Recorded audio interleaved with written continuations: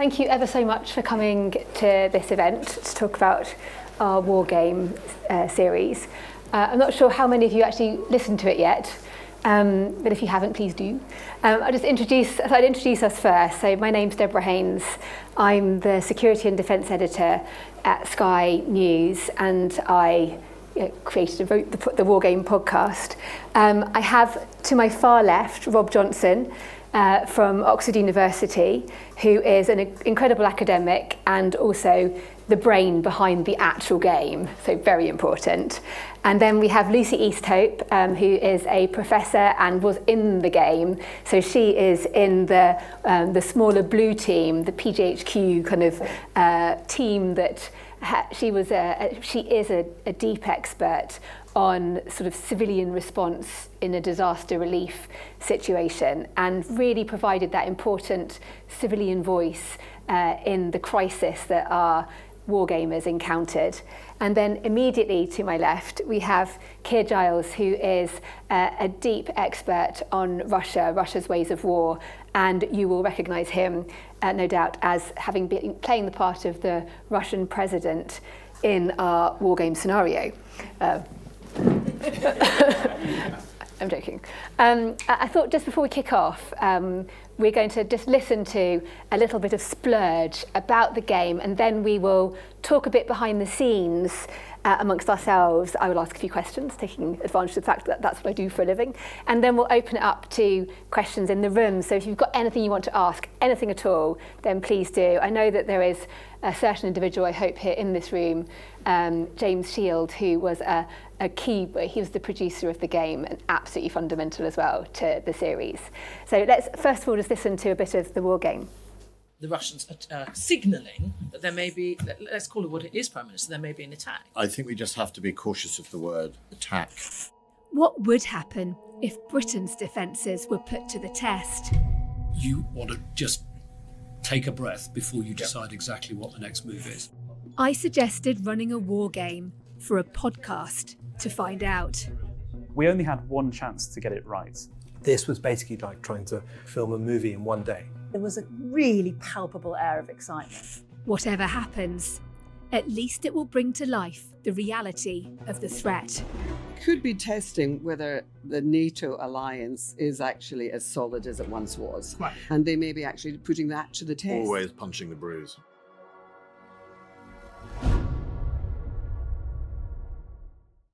How it came to be that Sky News and Tortoise decided to do a podcast about a war game.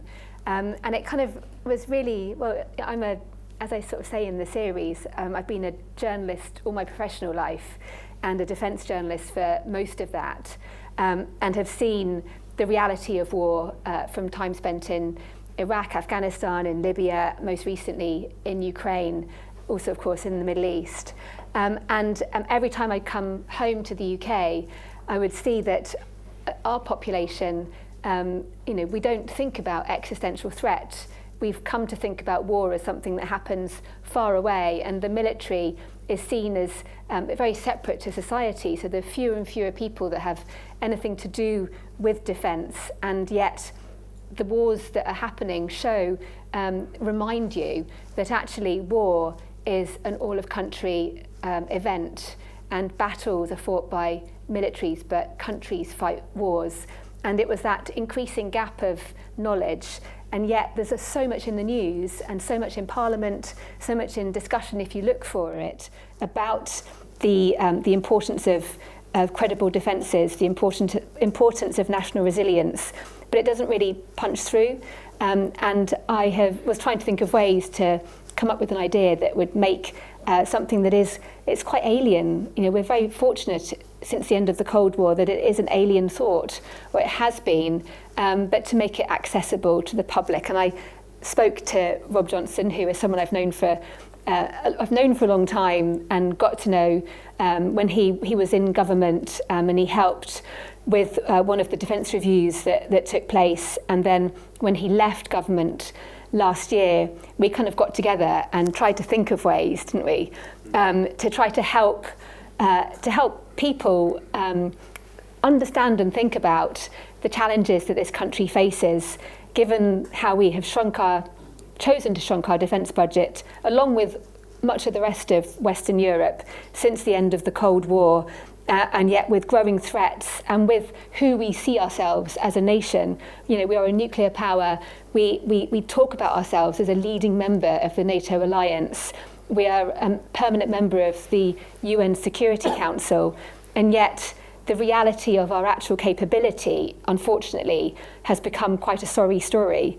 And so I asked Rob, and I'm hoping he's now going to talk about this, whether he would be up for running a war game for me. And I sort of said, you know, we could get former ministers, former military people to play the part of the British government, and see what happens. And to my relief, Rob said yes. I said, Rob, can you just sort of talk about... I think first said, oh God, because how much work is involved in this sort of thing. But like, I mean, bottom line up front, ladies and gentlemen, I've been involved in defence, either, you know, serving a civil servant, you know, or an academic studying it for over 30 years. I have never known the UK so poorly defended, or people so insecure as they are today. And there's a reason, I guess, why that's happened to some extent. The Cold War ended, we made choices about where we were going to spend our money. And those choices at the time seemed right. And we've had 30 years, well, the last 20 years or so, of counter-insurgency and counter-terrorism, which didn't require the same apparatus of defence that we had during the Cold War. And that has changed very dramatically. And we've been caught napping. We've been caught in a situation where we don't have the capabilities. We have the smallest navy we've had for absolutely decades. We have an army that's smaller than the army of the 1790s, which was close to a national panic when people found that out. So we're in a terrible mess. And then Deborah sort of came along and said, you know, well, why don't we do some sort of, you know, way of reaching the public? And after a lot of discussion and lots of ideas, which we came up with the idea that, you know, one of the things I had been doing in government was running war games. And I had a team, amazing team called SONAC, that did a lot of the sort of wargaming. We had a dedicated cell looking at it. And what wargaming kind of does, it's a horrible word in a way, war games, you know, the idea that war is not a game, we know that. But simulating real events and putting people under pressure meant that we could just see what it looks like. And one of the things that we could do with that was we could show the public what's it like when politicians are confronted with a crisis. What do they actually do? How do they behave? What calculations do they make? The other thing we could do, we could expose you know, where the kind of gaps were in UK defence and sort of bring that to the public's attention, because obviously people in government like to sort of keep it a bit quiet about what's really going on, where their weaknesses are. We thought, well, the adversary knows those weaknesses, so why shouldn't we get that across to the public? And then, you know, when we thought about doing a war game, my first reaction, this is a bit like being a theatre designer or theatre director, where you've got a bunch of actors, all of whom are pretty wayward and have no individual script. You've got a plot that may or may not work. I was really worried about revolting politicians. Actually, I should rephrase that, shouldn't I? Yeah. I mean, politicians revolting against a scenario, you know, fighting the white, as they say. I was really worried about that. But somehow, these amazing people reprised the roles that they'd actually had in government, responded brilliantly to a fictional crisis, and we'll talk more, hopefully, in a moment about, okay, it's a low likelihood scenario, but we wanted to see how they'd react and whether or not we could provoke them with this scenario to start talking about the things that they needed to bring to the public's attention, like the nuclear deterrent, like the lack of resilience, which Lucy's the expert on, like how well do we really understand not the caricature of Russia, but the real Russia that Keir is an expert on, and whether we could connect all of this together in some high-octane environment like a war game. And also testing as well, because obviously we were talking about this last summer when we were actually coming up with the idea and the scenario, and Rob and I, you know, pushed back and forth ideas about what the scenario would look like. We know we wanted to have missile strikes because obviously I'd spent a lot of time in Ukraine seeing the kind of daily horror that Ukraine has to endure with the capability that Russia has, and there's always this feeling of how capability plus intent equals threat. So Russia has this capability, we don't know what the intent might be. Therefore, there is the potential for significant threat.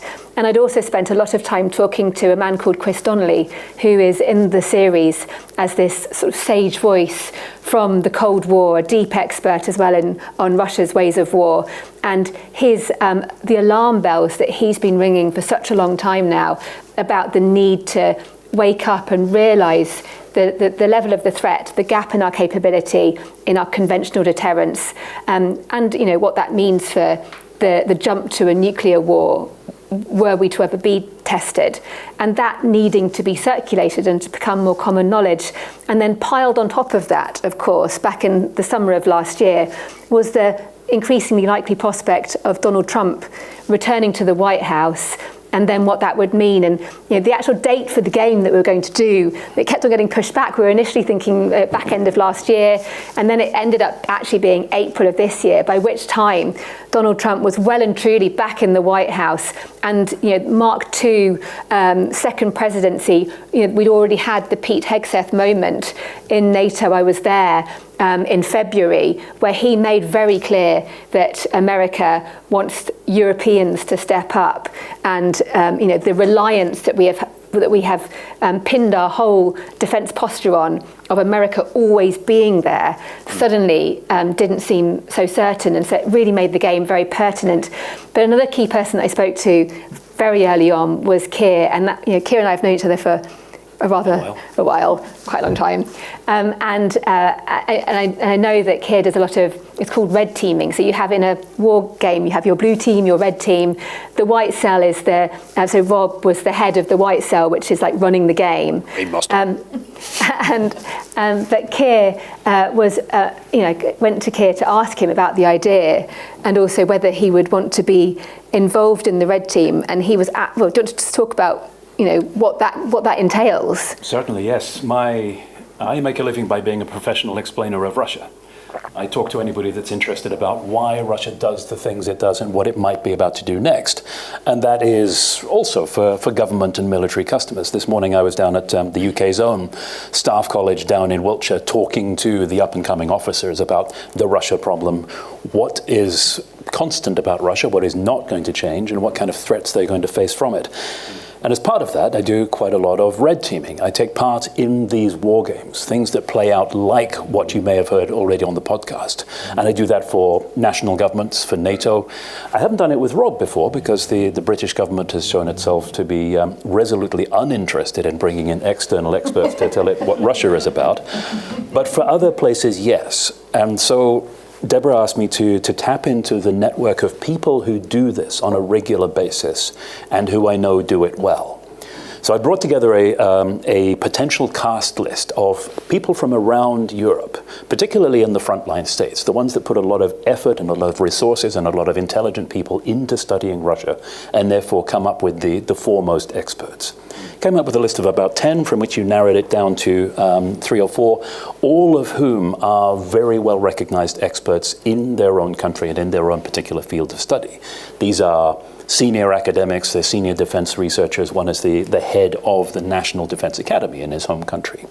But all of them are people who have carried out this educational function of war games and scenarios and simulations like this, including, for example, at NATO, trying to explain to NATO decision makers that the kind of war that they think they are preparing for is also the kind of war that Russia has been practicing for outwitting, and the ways in which Russia can circumvent everything that NATO thinks it's doing to deter conflict.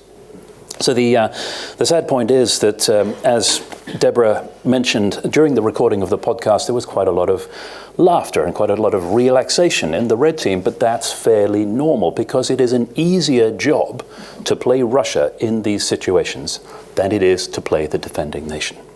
You have more possibilities, more options, more assets, more resources, more things that you can do to spoil the day of the blue team, and you have the initiative.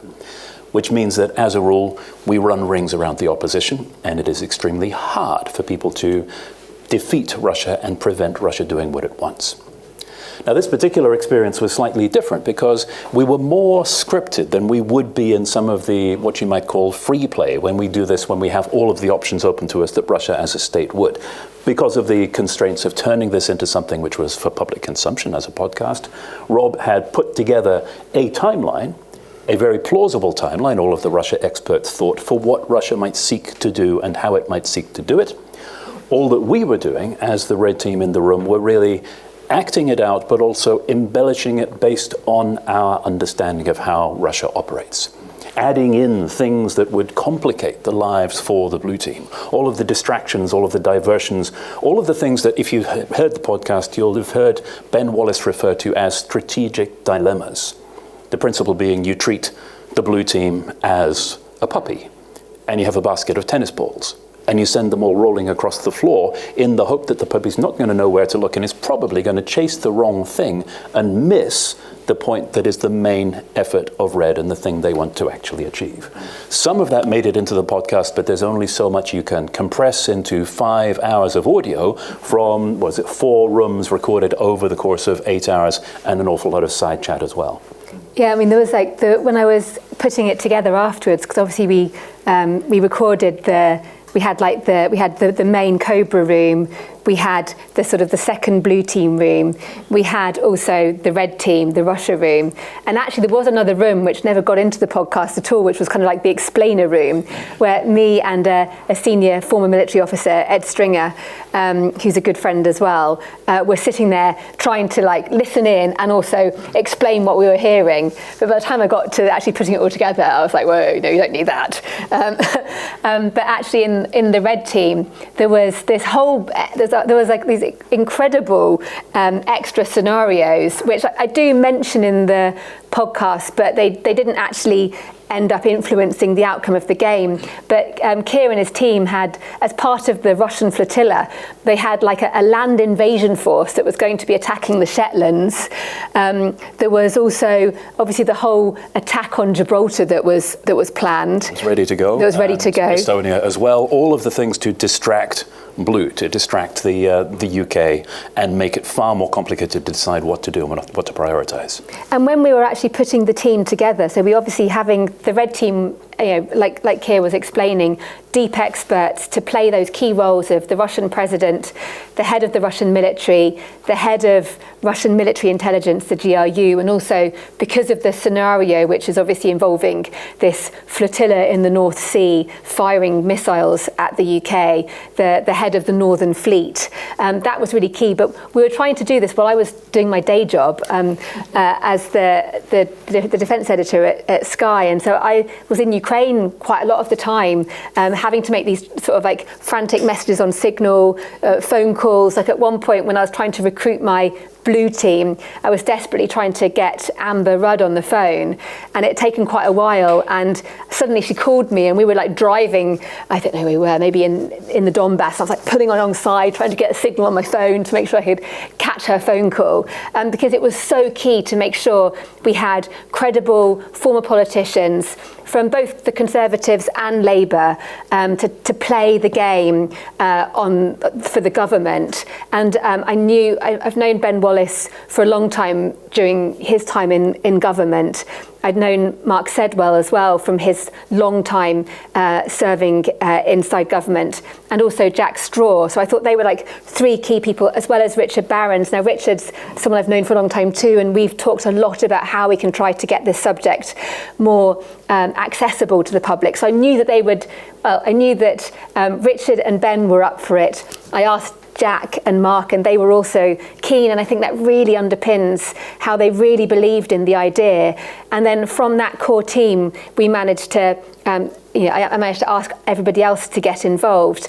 And I mentioned at the beginning when I introduced her, Lucy's role is so important in the game because she's the only civilian voice. And obviously if we ever did it again, you'd want a greater civilian voice, I think, in terms of the impact on people of a scenario such as an armed attack on the UK.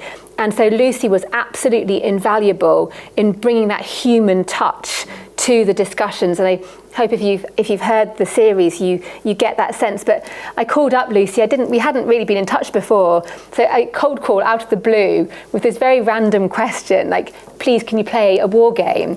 And Lucy, can you just say, why did you say yes? Why did you tell me? Why didn't you tell me to go away? I agonised about saying yes, because you called, and there was this very good, detailed explainer email, and I don't like wargaming and exercising generally, because I cause havoc in the space, and I do fight the scenario, and I do end up causing all sorts of trouble. And generally, I find that I write in my book that they drain the room of oxygen. They're not exciting. They're very hard to do. And this, I took a gamble, and I looked like a great team. I think you hooked me in with the idea of the team and yourself, and I came along, and it's like nothing I've ever done before. It was so different from what I'm used to with exercising and gaming. So I was really glad that I did it. There's a few moments, and I think you can sense it even in the final podcast, where the room was, and this was not a strange thing to say, but it was a very emotionally safe room, which is not usual for me in exercises. Often if you contradict somebody, I find in a war game or an exercise, or you challenge somebody, and again I write about this a lot, and particularly as a woman, it can be quite hostile in the reception. And sometimes there were mainly chaps in my room, they would look a bit surprised when I would suggest things. And I think one of the things that happened was there was a model of the public that was being spoken to in the Blue Room, and a little bit too in Cobra, which was a public that existed before the pandemic. There was a sort of public that would go along with things, quite a sort of triumphant public that would want reassurance. When I said, I think they're going to question that, or what about, we might see a pro-Russian protest. And I honestly thought at one point I was in real trouble in the room when I said, I think they might question that. And it was like I'd questioned it, and so now word might be shot at dawn.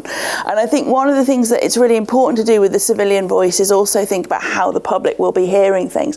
So I think there's a line that I've become quite famous for in my emergency planning world, which is where I say, what time is it? It's sort of getting close to sort of tea time, and it's about the power's all gone off, and it's 12 o'clock, and by 4 o'clock it will be dark, and what that does to a civilian population. And I think those are the sorts of things that sometimes in a war setting can feel very operational and very, in my field it's sometimes described very negatively as pink and fluffy. And it's everything. And I'm really grateful to you for not only recognising that it was a gap and bringing me in, but also in the production and in the day itself, allowing it to be elevated. And I think one of the things, and Rob and I have talked about this a lot, in my line of work, I do a lot more aftermath advice. So I advise after a terrorist attack, the arena, the July the 7th attacks. And it's often my job to, for example, gather up the personal effects, work on the size of the mortuary that we need. And I think sometimes when you do that, and people throw casualty numbers in, or particularly sort of throw fatality numbers in. And, you know, for me, in When the Dust Settles, chapter 3 is about going to war, in waiting, and obviously, you know, we had Jack Straw playing, and waiting for a decision that we were going to invade Iraq. And it was my job. I was an administrator with a firm that had won the contract to run the mortuary at Bryce Norton. And there were certainly moments, because you'd made it so realistic, where you're in that space, and people are throwing numbers in. And for me personally, that became individuals very, very quickly. And I think that was something that I knew was quite new sometimes in the space. And it's something we're seeing more and more in wargaming now, is thinking, what is this doing to a population? And a population on the Russian side as well. And I think there's been some very brave defence reporting that's talked about Russia's losses, and has talked about everybody suffers in war and whole countries go to war. And I think that was a really important discussion in the room, and it was a very good space to be able to do that. But that human side and that public response was absolutely crucial, because as read, we may at times have been targeting military targets, but the impact that we wanted to have was on humans. It was on decision makers. It was working on the British population to influence decision making. And if that element is left out, then it ignores a vast element of how exactly Russia might want to coerce this country. We didn't have any pro-Russian protests in the final version, but we were certainly trying very hard to organise them. And obviously, in terms of the actual timing of it all as well, it's becoming increasingly part of the national dialogue in a way that it just, like defence, just hasn't been. Certainly since I've been a defence journalist here in the UK, which was in 2009.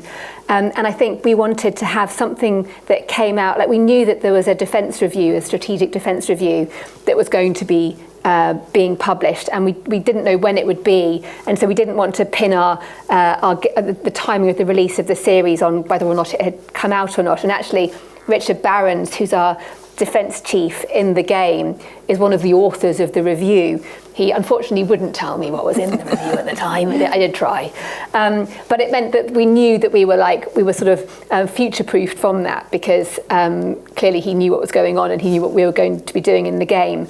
But we really wanted it out ahead of the NATO summit, which happened in June, and we wanted it out ahead of the spending review, which also happened in June. And so, just by chance, when it actually did started to be published from the beginning of June or early June, it actually coincided with not only we'd had the defence review, we had the spending review, but then also suddenly war erupted between Israel and Iran, the US getting involved too, and the actual Prime Minister chairing a Cobra crisis meeting on the very week that this came out. I mean, well, but how did you think about that? The fact that you had all of these echoes of what we are testing in the game actually then playing out in reality in a different way, but still very much echoing the reality of the topic that we're discussing in the game and testing. Well, one of my jobs was to, when I was briefly working seconded to government, but also as an academic, is to try and think ahead, look ahead to the crisis coming, so we don't become just reactive the way that Keir, your nefarious kind of actors were trying to do. And that meant, and when you look over the horizon a little bit, you are looking at some quite big structural changes. You're looking at some big, events that are coming downstream, and also I think, if you then combine that with the fact that, within government, what I did do was put together some war games on issues just like this one. And so we had a sort of sense of what, Russia might do, what sort of options it might take, lots of sabotage, so-called grey zone warfare, political interference, state capture, things that Keir has taught me from his magnificent book, and the humanity, by the way, the whole case, I've also learned from your book, Lucy, let's underestimate that. But if you put all those things together, we had a strong sense of how governments actually act. And the amazing thing that you did, Deborah, is bring together people like Lord Sedwell. Mark Sedwell was one of our finest national security advisors over recent times. He really absolutely taught me remotely, in a sense, how these things should actually be done properly. And there he is in the war game, doing exactly what he would have done, advising carefully the Prime Minister, giving good sage advice, the Prime Minister trying to balance the different responsibilities and priorities. You've got other members of Cabinet with their own concerns, thinking, how are the public going to react? What are we going to do about this? What about this resource? Have we thought of this yet? Why haven't we got a war plan? And I think all of that we were able to replicate, set it a little bit in the future. And as you said, these events then start to unfold. And there is a sort of frisson of, oh my God, we just wargamed this. So it did feel quite realistic. Now, I know, friends of mine have said, who do work in defence right now, look, the scenario is very extreme, all right? You've got it wrong in terms of, NATO would come in right at the very beginning and so on. But what we needed to do was to find a slightly artificial narrative setting where we could just isolate the UK a little bit artificially, just to show how would we as a nation respond to this particular problem. That's what we had to do. And also, we say, but I mean, it is increasingly unpredictable. Well, in terms it's of true. How the White House might respond. I mean, yes, we're here after the NATO conference and the daddy comments. Clearly, Donald Trump currently likes NATO, but. Well, we didn't know that at the time. We assumed that the United States would follow, America first, quite vociferously, America first policy. And I just want to know, what does that look like when you play that out? And then also a very reticent sort of, Europe. Now, I mean, Olaf Scholz is now gone, Merz is a much more sort of robust sort of German chancellor. But we were used to a lot of European nations going, escalation, Ukraine might mean World War III. And we thought, can we replicate that with a sort of reluctant America, reluctant Europe? What would that look like? And of course, I'm not going to give away the ending to the game, right? So you'll have to listen to the podcast to know how it ends. But there is a sort of a degree to which some of the European countries, in the Wargame, which don't come out in the podcast, were coming in. And that felt also coalition of willing, certain nations going, look, I know we're quite busy here in Eastern Europe, but we're in, right? We're with you. So it's a little bit artificial, but I think that was a necessary device to draw out the story. And many people in this room are storytellers. You need a decent plot. You need really good characters, and you need spirit. And I think one of the things that you did was capture that humanity, because your book does that beautifully, capture the humanity of the whole issue. What does it feel like to be caught up in all this? And we also needed the spirit bit in terms of, the actual adversary orchestrating pain on our nation. How do you mitigate against that? How do you push back against that?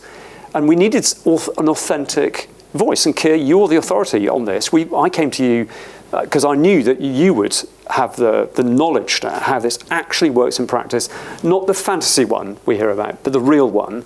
And building all those blocks together gave us this amazing story. Well, Rob, on that point, you say that people from NATO say it was too extreme. You're talking about it as artificial. Interestingly, the Russia team accepted this as not extreme, not artificial, actually quite realistic for how Russia might act and the reasons why it might act in that way.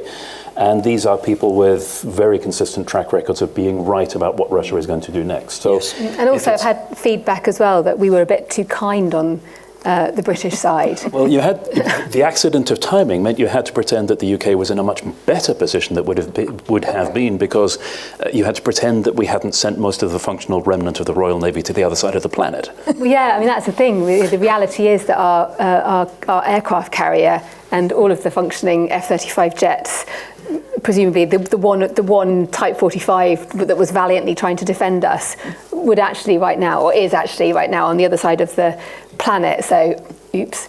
So we obviously had to, we had to sort of improvise there. But also, I think the key thing was as well is that the crisis that we play out is literally the first few hours, and so really, it's an extreme testing of a capability that we all know is hollowed out, and it's in the Defence Review. The Defence Review talks about how we have hollowed out our armed forces. We don't have a government war book anymore, which is something that it's not an alien thing. This is what was second nature to all of us during the Cold War, people that had lived through the Second World War. Rob's grandfather, I mean, he's sort of waving his pocket watch at me. Well, it's only because of timing, because I want to get over the questions. I also get Lucy in before we finish. No. But go on, yeah. But yeah, it was just that the idea of creating a scenario that helps us to think about what we used to do in terms of how our country used to be with its resilience. And it is all about choice. That's what it boils down to. There's a big discussion about welfare versus warfare is the way it's kind of boiled down. But the government obviously needing more resource to be able to rebuild defence, but that comes at a cost. And that's a public discussion. And so that's what we're hoping to help feed with the game. Lucy, you were going to say something? No, that was me. Okay, I was just being enthusiastic. I've just looked at my time, so I've had half an hour of talking. So if people do want to ask us some questions, please stick a hand up. If you don't mind saying who you are first, then that would be great. If you don't ask questions, I will continue to ask questions. I really don't mind either way. But there's a hand at the back there. Thank you for your time. My name is Vincent Hogan. If you do accept, and I'm sure most people here would, that we need to rearm, how do we do that without risking falling into the narrative that we're the ones provoking the conflict on the Russian side? We won here for Keir. The narrative with Ukraine was NATO is arming, NATO is a threat to us. How do we do this? How do we pander to the ideas of people like Trump and Vance without risking escalating ourselves? Thank you. Who would like to? Did I give that one? I think there are several different questions there. You have to go through incredible mental contortions to persuade yourself that in responding to the world environment we have at the moment by preparing to defend ourselves, we're actually being the aggressor, which is not to say that there aren't people out there who will go through those contortions. But I think we can afford ourselves the luxury now of being a lot less concerned about people saying rude things about this country and pretending that we are the aggressor if we do actually start to fill some of the gaps that are open invitations to being aggressed against. The way the scenario in the war game plays out is by looking at those holes in our defenses and seeing what damage could be done with very little actually to counter it. And as I see it, that is a criminal negligence by not just the current government, but successive ones that have allowed that situation to develop. Rob mentioned right at the very beginning that the decisions to draw down defense at the end of the Cold War were right at the time, but that was in a very different world. They were right because of the assumption that we live in a benign world environment where nobody is going to attack us, and that is demonstrably no longer the case. So the right thing to do is to protect our country, our society, our civilians, because there's no point focusing on welfare if you're not actually going to keep people alive to actually receive it. So we have to be back in a situation where the fundamental requirement for national survival has to be met first, and it is other things that are the luxury rather than the other way around. As for dealing with the Americans, well, this country is in the same position as others across Europe are, finding that balance, that decision to be made between pandering to Trump, calling him daddy, pretending that everything is normal and things are okay in order not to precipitate a crisis with the United States, or recognizing the new reality and accepting that we cannot rely on US support in the way that we could previously. Now, different national leaders across NATO and beyond have found their own solutions for dealing with that, but it's not a sustainable situation. Trying to keep the United States on side is only going to go so far in terms of making sure that we are actually able to protect ourselves. And the time to take action to reduce that dependence, to reduce that vulnerability, is not now. It was a decade or two ago. To stop that reduction in the way we can defend ourselves, to stop the elimination of civil defense, of homeland defense, of keeping people protected at home so that the impact of an attack would not be so huge. Yesterday I was looking at the Swedish booklet that is handed out to every household in the country. If war or crisis comes, it's available in English as well. A lot of it is the kind of common sense advice that Lucy would see replicated for people in this country. What do you do for emergency preparedness? What's in your go bag? What do you need to have at home in case supplies are cut off? But then there are whole sections of it that are completely irrelevant to the UK because they are about what support you can expect from central government. Evacuation, shelter, information. Where do you turn for help? None of that actually exists in this country, and that is a criminal dereliction of responsibility by successive governments in a situation where not just hostile states, but others can attack us and can precipitate those situations where people do need support. And actually, interestingly as well, since as the podcast was being released, the government published its national security strategy. And in that strategy, and it's the first time I've seen this in a government document since the end of the Cold War, they talk about, it's there in black and white, how we need to start actively preparing for the possibility of a direct threat to the homeland, the home front, possibly in a wartime scenario. And so you're having this language now changing and hardening in terms of what government is talking about and writing about. And yet the reality of what the action is, it's a government that's saying we're not actually going to really meaningfully increase defence spending, for example, until the next parliament, and even the parliament beyond that. And it's still that bluffing that actually makes it more likely that will be tested, compared to the Germans, for example, who, yes, they're not a nuclear power, yes, their armed forces are currently far less capable than ours, but the government has openly said that they are going to be hitting 3.5% of GDP of their on their defence budget by 2029, and that is from a much larger economy. If that happens in reality, that's the question. That's the key thing to look for. It's the actual action. We've got our government talking they had their defence review, and the response to the defence review, that we're going to be building 6 new munitions factories. We don't know where they are, we don't know when, we don't know what they're going to be actually specifically building on these production lines. It's more spin and not substance, and that's driven defence policy since the end of the Cold War, and given the threat, that can't carry on. And if I can just come in very quickly on the civil contingencies planning, because one of the big things, the motivating factor for me to become a bit more public, I've worked in this field since 2000 but didn't have a public profile till 2020, and that's a very deliberate decision on my part, was because when the pandemic happened, there was a sort of message out that there was no planning, no plans, no planners. There are an army of civilian planners. We act to the Civil Contingencies Act, we're organised into local resilience forums, and I was stunned really. I'd seen it a little bit before with things like the Arena attack and Grenfell, that people didn't know that there's this work that goes on and there's plans.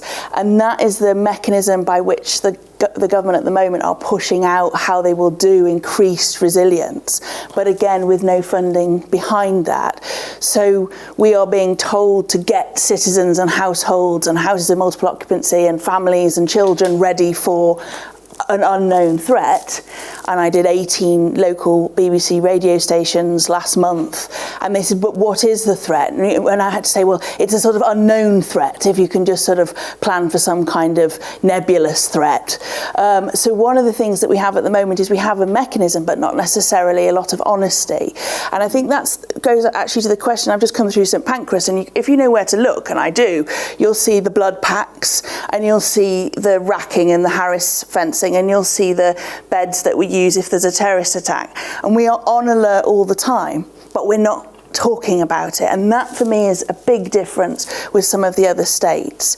And the big change that I've seen with the public, and I've literally actually seen it, it was starting before the podcast, but I've seen a lot more since the podcast, is a tolerance of this discussion. And this is not necessarily an academic metric, but I'm in 3 household magazines in September, Your Home, House and Style, and something else, on how to prepare your home for a power cut. If I tried to do that on my social media 3 years ago, and I've kept the tweets, and I'd said buy a torch, people would say, no, it's the government's job to provide us with light. So I do feel, when I'm measuring metrics of where we are at as a nation, they are not always the ones that will get me published in the greatest of papers, but there is a substantial change in people thinking about these things and realising that you can think about them without fear. You can live alongside it, and as I say in my current writing, you can live alongside it with great delight, but you do have to find a way to live with the uncertainty. And so I think we are seeing that. And I've done the government a lot of favours, and they didn't ask me to, with the Prepare website, which is their website launched by the Conservatives on the day they called the election. So we got a little bit lost in the coverage there, and then relaunched with no changes at all by the Labour government in April. And it's great if you are Middle England and have lots of resource and your own home. So it's a bit like the pandemic. You need access to resources, you need a preparedness cupboard, you probably need a garden, maybe a bunker, possibly a helicopter. So there are lots of things going on, but we feel the same in the civilian world about the resource and the money. If anyone has any other questions? Oh, yes. Yeah, all right. There's 2 gentlemen at the back. Do you both want to go one after the other? One person with 2 arms. So it seems to me that for us to remain a credible part of NATO and to play a leading role in this, we need to get defence spending up to sort of 3.5–4%. But in a world of, certainly in our country, of economic stagnation and lots of pressures on the public, I'm encouraged by some of the things that Lucy's saying. How do we build a case for this versus all of the other pressures on public finance? Because I think to a lot of people, even the Ukraine situation feels quite remote. How can you bring this home to people so that it feels real and that they support these things without, something awful happening, basically? Do you watch EastEnders? Don't you dare. behavioural insight unit. Well, I mean, very quick answer to your question. I was in the National Archives this morning. I was looking at the 1948 very first war book, post-Second World War, all the distillation of all the experience and knowledge of World War II, the Blitz and everything else. Remember, in 1948, we were living through the worst austerity period in British history, probably since the 1840s. And yet, we drew up a war plan. People knew what to do. We knew what to do with energy, shipping. What if there was bombing? What if there was a poison gas being used? There is no excuse, in my book, for not preparing and not planning just because you say you don't have any money. The GDP of this nation is far higher today than it was in 1948. And somehow we still managed it back then. So I don't buy the argument when people say to me, we can't afford the defence. It's a choice that we all make. It's a choice we make through the ballot box, but it's a choice that government makes as well. And right now, we've got ourselves in a situation where we daren't touch anything to do with public services in terms of efficiency gains. Because the moment you do that, we get savaged by the media and no one will do it. As a result, we look around the other government departments and start shaving things off other parts of government spending, or we'll ramp up taxes, or we'll borrow loads and loads of money, and we've got to the position now where we can't borrow anymore because there's no more fiscal headroom, apparently, with that one. So we've got ourselves into our own mess. This is a mess of our own making. We have to get ourselves out of it. No one else is going to do it. The United States isn't going to get us out of it. NATO isn't going to get us out of it. It's down to us now. And I think one of the things that's so inspiring about Lucy's work is that she has made it a thing where you take power back. One of the great inventions of early Elizabethan England was the parish, because in the parish we organised ourselves as a community. We don't have to wait for government. That's one of her key messages. We can do this ourselves, but we need knowledge. We need to have the confidence to do it. We need to reach out across our communities and actually do it. And then we need government to be pushed a little bit into taking some of the actions that we require. And if I could just add to that, the average emergency planning role at the moment is seeing 30 applicants. We are swamped for applicants in emergency planning, risk management, security, the new Martins Law. One of the things that I don't think we see that translating into military recruitment is people are concerned ideologically, they're concerned about having to kill, they're concerned about getting hurt, but also they are living amongst Iraq and Afghanistan veterans who I think are feeling very, very failed and let down. But the appetite, the interest that made child and teenage Lucy become an emergency planner, I've never seen more highly. We've got 81 degree programmes in this area. So for me, the appetite in our young people to stand up and do these things is very much there, but it's not being channeled at all. And what the research has suggested in other post-disaster and post-pandemic communities is if you can channel what people are feeling, which is the nihilism, the fear, the breaking of the social contract, the crime, all that kind of thing, into there is stuff you can do. And that explains to me why we are seeing, I mean, I support a colleague who runs security training for young men, and they are, you know, there's 200 applicants for courses at the moment. People are interested in this field, but there's something the military isn't doing, and also because there isn't the money or the roles there to do. Well, the other part of the question is how do you sell it to the public, which is absolutely essential, because a democracy cannot defend itself against a threat about which the majority of its voters are unaware or don't understand, because they'll never vote for the measures that are necessary to counter it. And the sad answer to that is, unfortunately, it requires leadership, which we don't have. There's a very clear pattern throughout all of the countries that have gone through the process that you're describing at the moment. Usually the ones that are closer to Russia, where it takes a leadership intervention. It takes a public figure, not even necessarily the head of state or a government figure, but somebody that is willing to stand up and say, unpopular decisions are going to have to be taken in order to preserve the rights, the liberties, ourselves as a state that you understand. And this is why. That is the point we have not yet reached here, because national defense is such an uncomfortable topic, not just for this government, but for the previous one. But it's essential. As soon as that happens in any one of these countries, it unlocks a lot of other things. It allows a national conversation. It allows media to talk about it, government to talk about, academia. It starts the public conversation, something which is much more powerful than what this podcast has tried to do, which is educate people about the risks and try to point towards a solution, it actually requires leadership from the top as well as that groundswell of people supporting it, because the two have to come together in the middle. It's true. Yeah, and it's also, obviously we do have, we have a government, we have leaders. It's about, and it's not just about being uncomfortable talking about defence. It's the unfamiliarity about defence. Our politicians are all too well versed in, rightly fighting for reducing hospital waiting lists and, sort of expanding special educational needs for children. It's so important. Welfare. These are all familiar topics, peacetime priorities, and they are not familiar with war. And I was told by a senior officer that the only time the UK will wake up to this threat and wake up to the need to reprioritise how we're spending our taxpayer money is when the crisis happens. Yeah. And that's too late. Yeah. And that was what inspired me to try to do this podcast, frankly, was to try to create something that was tangible, that we could feel and understand, and hopefully try to awaken that awareness so that we do make those changes before it's too late. The gentleman next to you. Chris Edgerton from the International Institute for Strategic Studies. So I'm looking forward to asking a question, mainly because it means I get to turn the tables on you, Deborah, for a change. Good grief. It actually picks up on both my colleague and what you and Keir were just saying there. What will it take to spark a national debate, particularly about the threat from Russia?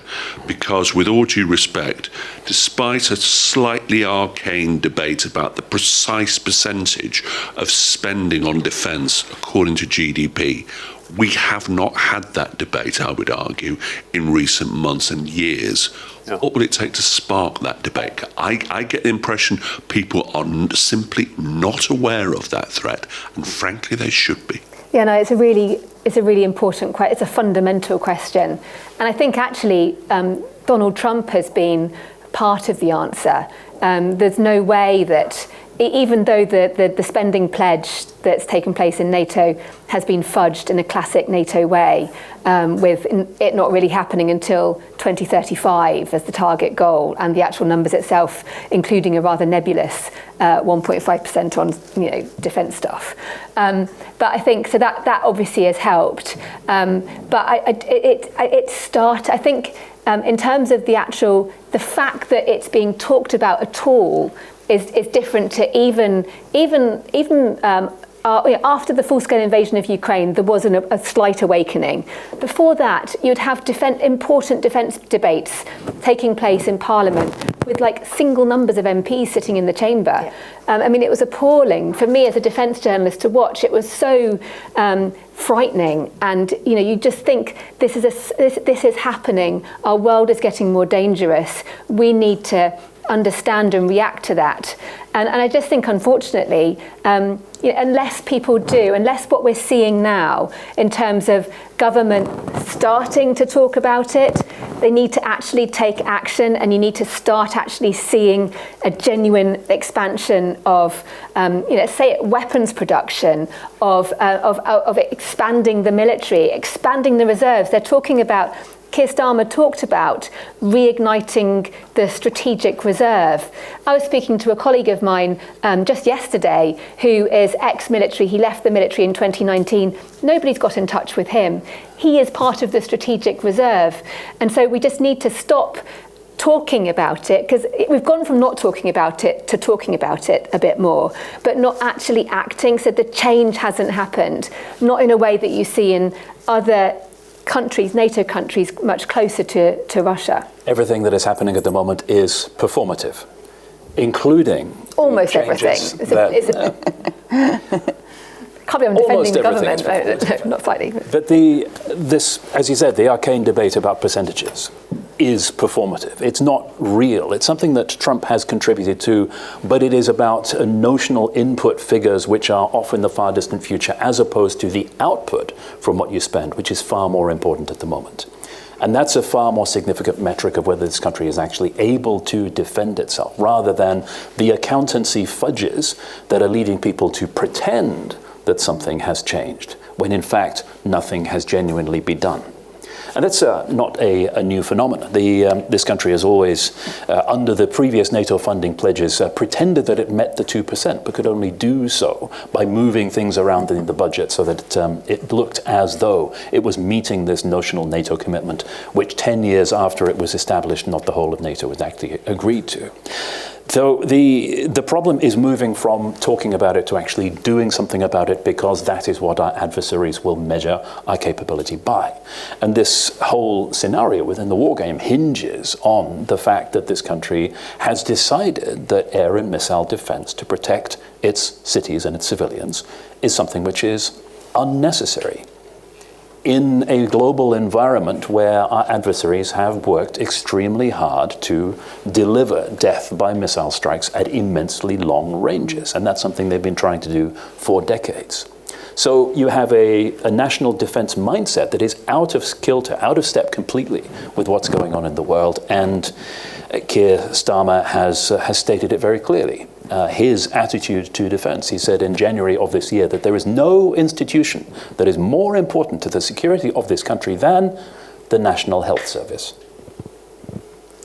It's important, but it is not the thing that is actually going to protect us from an attack from abroad, and that's the situation we're thinking about now. Gentleman with the yellow shirt at the front. Keir, here's a question for you. The hybrid warfare that Russia has been propagating with such consistency over the last 2-3 years, is there any way in which there is some effective planning to counter this, particularly at a time when obviously any kind of Russian action is going to stimulate Article 5 of the NATO Convention? But it just doesn't seem as if there is some overt understanding of what actually could be done to start preventing some of the hybrid malfeasance. This is my pet subject, and I could go on about this at enormous length. Yeah, please don't, we've got 5 minutes. 5 minutes, okay. And I'm going to hopefully take another question. All right, let's take it quick fire. First of all, Article 5 of the North Atlantic Treaty says that an attack on one country should be treated as an attack on all, but then you need to read the rest of the text to understand why it doesn't actually commit everybody to doing something about it. And that is the problem we're facing in terms of NATO cohesion and responding to a threat.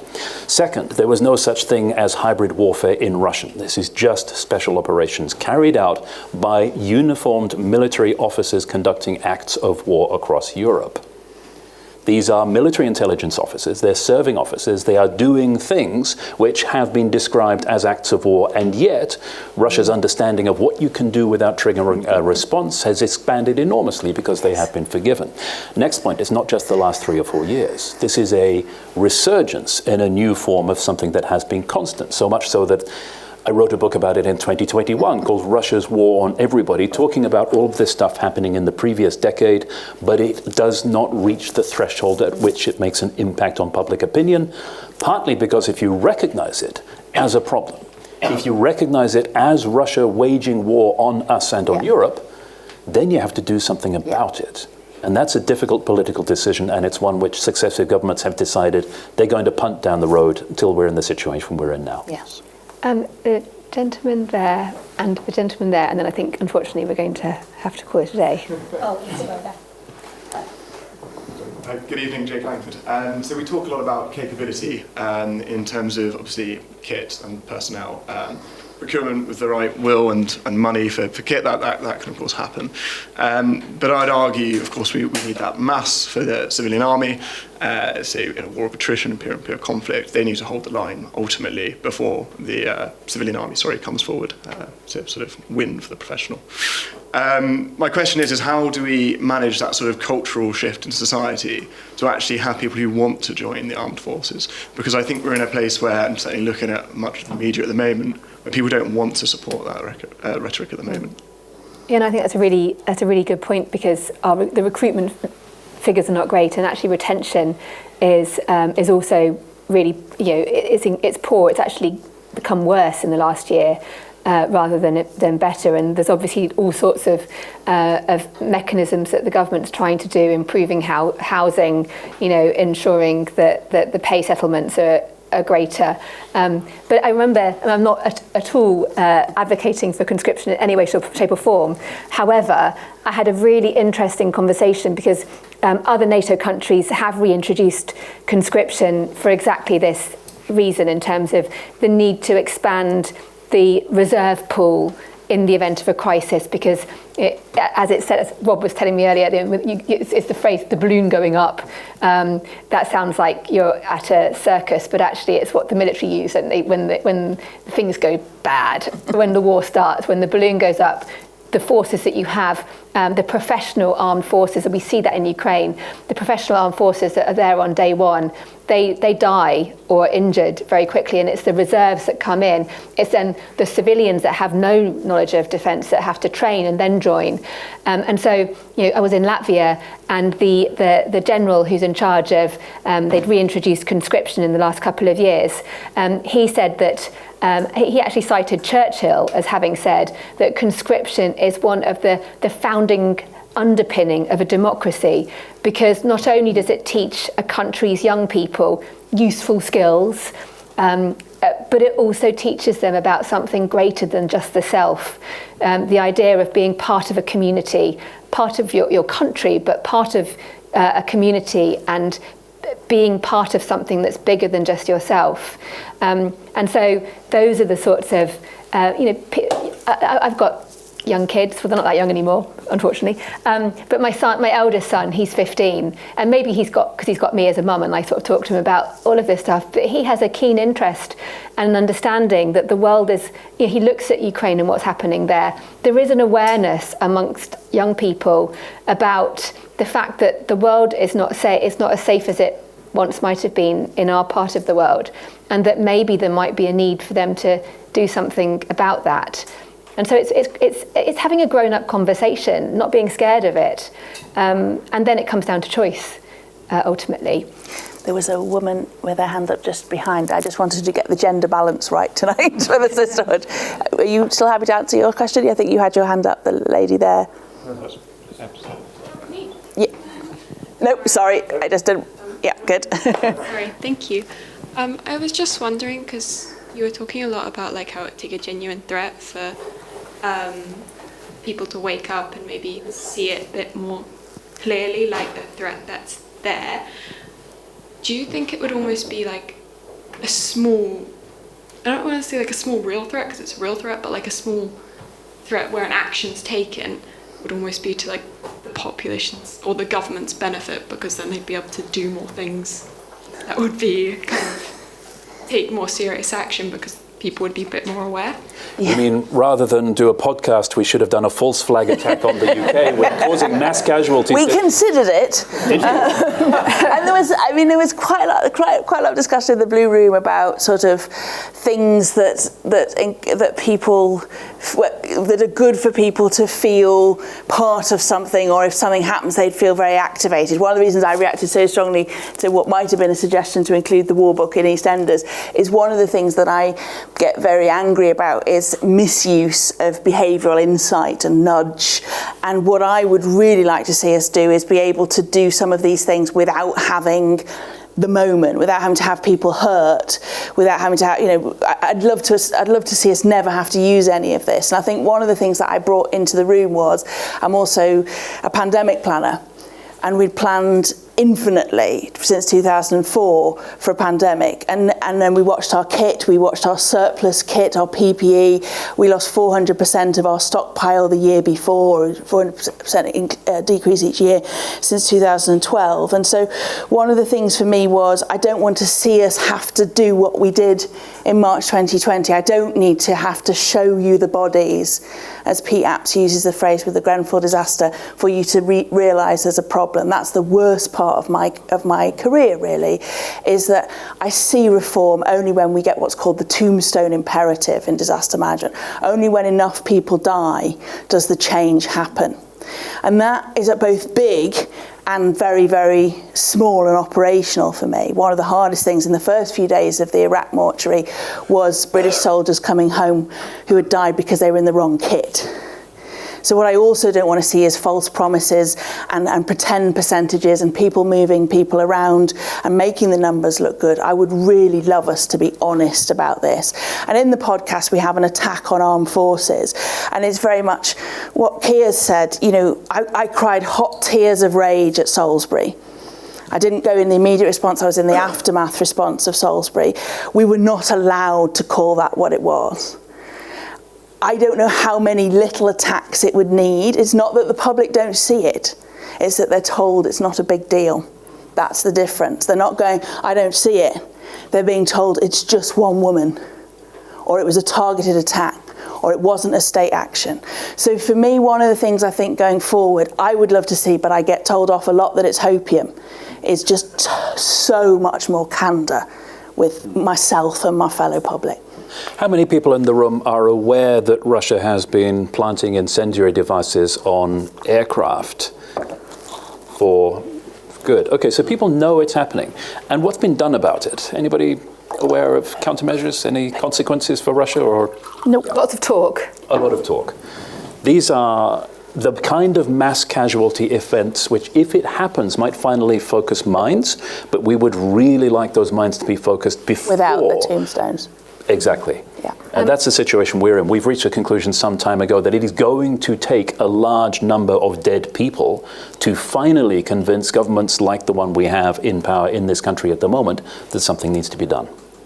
I think we're going to have to, unfortunately, wrap up there. And actually, just on that point about these you know, the kind of hybrid attacks, not a conventional armed attack, but the senior NATO official who oversees that whole policy, he said that actually, if that happens and it triggers a large enough number of casualties or a significant enough level of economic damage, that would also be an Article 5 moment. So that would see NATO at war potentially with Russia, if it was Russia that was confirmed to be behind that. I know there are other questions. We are going to still be here if you want to speak to us afterwards, but thank you ever so much everybody coming here. Thank you for coming, and thank you for hopefully listening to the series.